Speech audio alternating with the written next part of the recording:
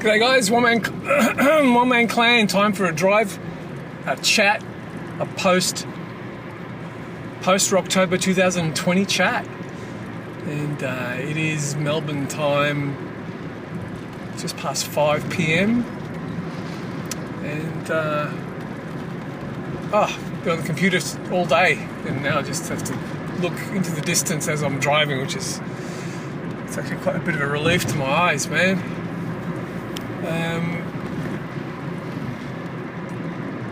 Getting older, dudes. We need intermissions. Intermissions are needed now that we have. Anyway, so how was it?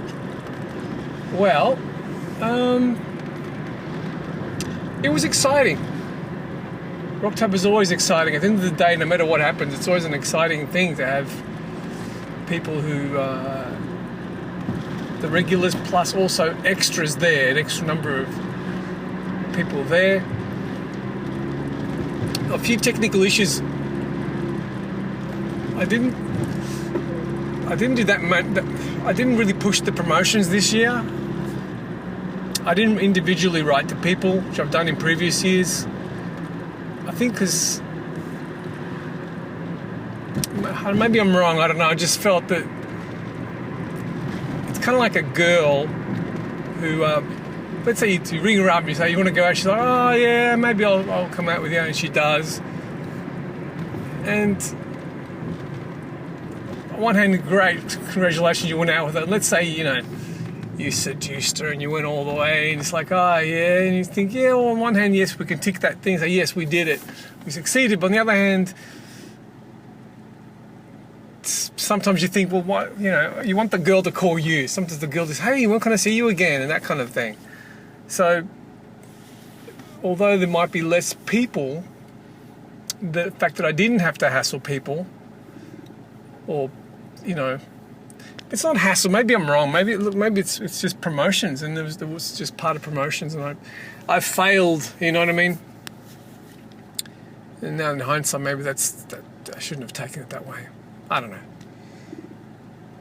At the end of the day, as I've said elsewhere, you do keep promoting, and it doesn't mean people don't love you. It just means that they have got other things in their lives, and maybe. But I figure the email should be enough. Well, what if it's not? Well, if it's not, then I don't know.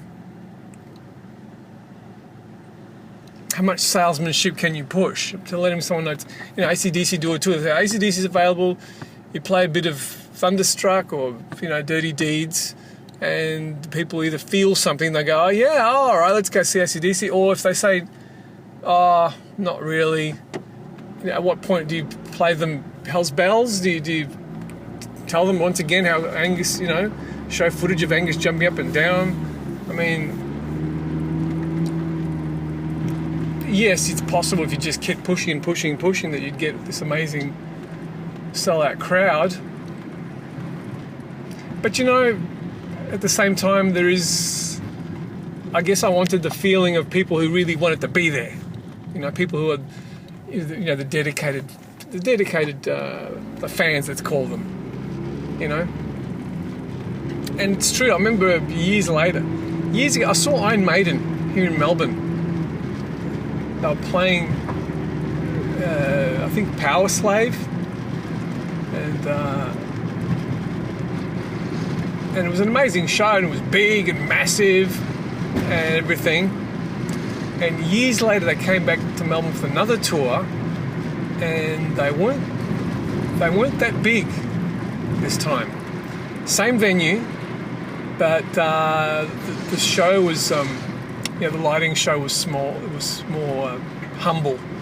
Small lighting show, fewer people, but the crowd were true Iron Maiden fans. They were like really, really into Iron Maiden. It was just, and it was special in that sense. You know what I mean? So a small pub gig of people who are dedicated fans, who are just loving it, who want to be there, looking forward to it, can be better than a big stadium with a lot of people there just because something to do, and I thought, yeah, why not? And, you know what I mean? So anyway, that's that aspect. we got 21, I think. I don't know if we got 22. I haven't checked. At one point, it got pretty full. I'm like, oh, that looks like a lot. Sadly, nowhere near 31, 32, okay? Nowhere near. Okay? And yeah, I switched off spectators so that the optimist thinking, well, you know, who knows? Had a few people come from another mod who left early. Okay. It's like, you know what I mean? They don't have to stay. You can leave. If you don't like it, you don't want to twist anyone's arm. And who else? The other thing was people... just checking out a girl with very tight pants. What was I saying? Damn it. Oh yeah, a lot of people... I woke up and got there, and a lot of people saying, oh gee, my registration's not working, and there's this issue and that issue, and I'm kind of like, okay. I didn't know what to do. Part of me was like, because I've said elsewhere, look, on the day of Rock2ober, please connect beforehand.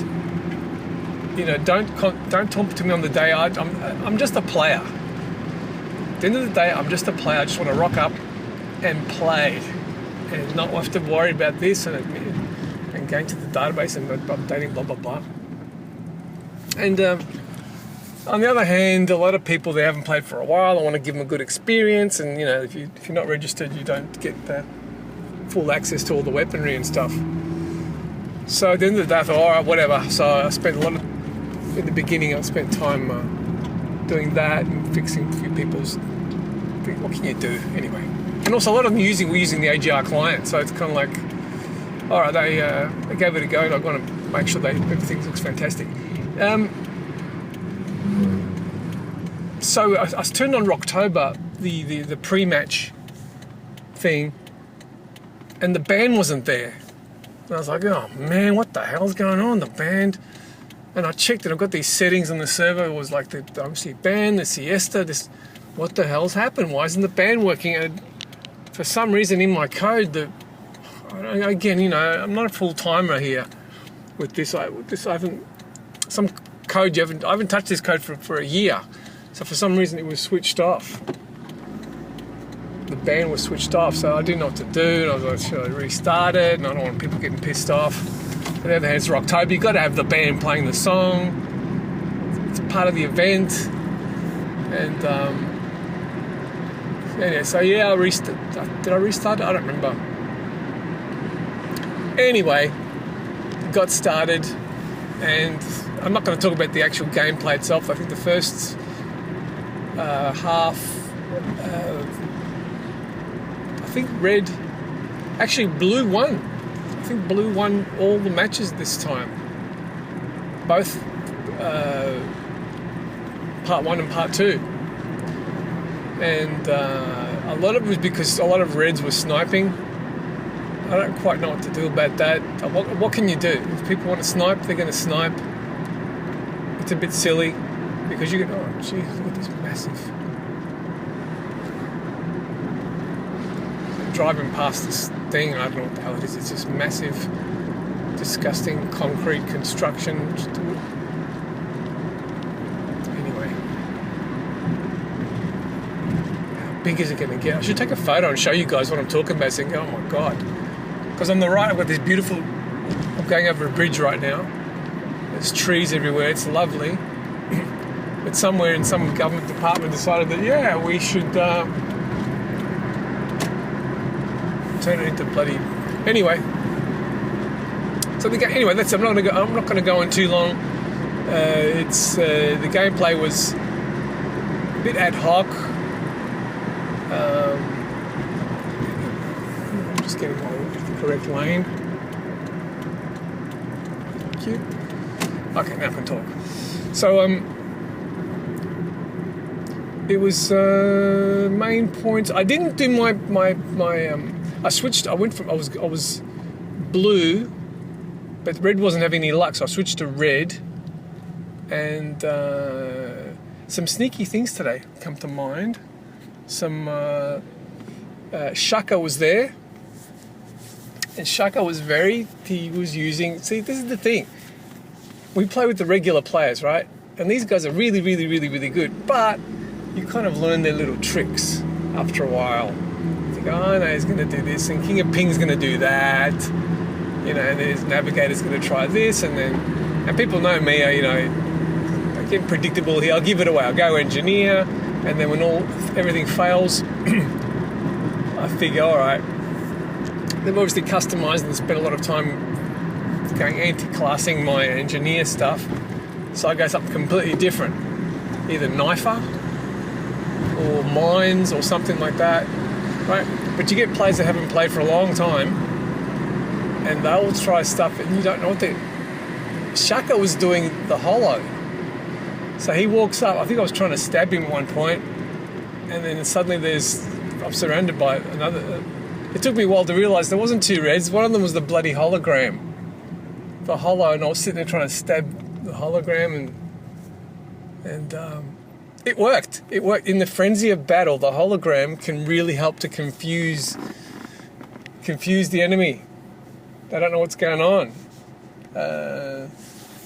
Yeah, some devastating. I've got to go back and watch the demos to see exactly what people are doing. Typically, there's so much stuff going on.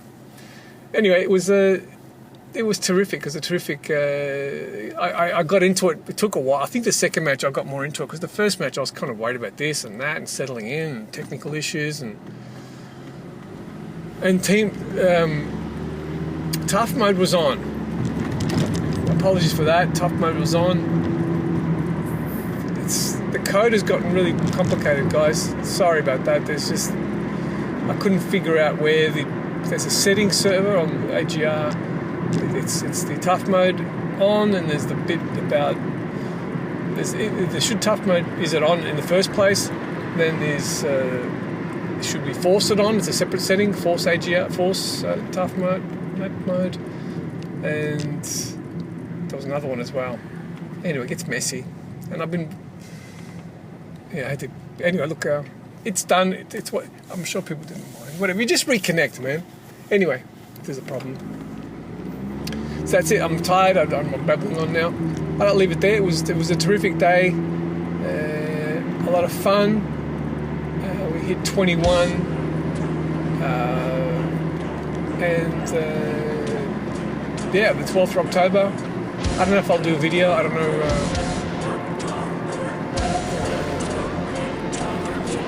Yeah, I'm going to leave it there. Thanks guys. Thanks to everyone who showed up. Hope you had fun. And onward and upward. I'll talk to you soon. And also, if you had fun, remember, every Saturday and Sunday, 2300 GMT. You don't have to play once a year, dudes. And yeah, if you rock up on the dot at that time, we'll have one awesome game a week at least. And you can leave and get on with your life, okay? Alright, see you later. Bye.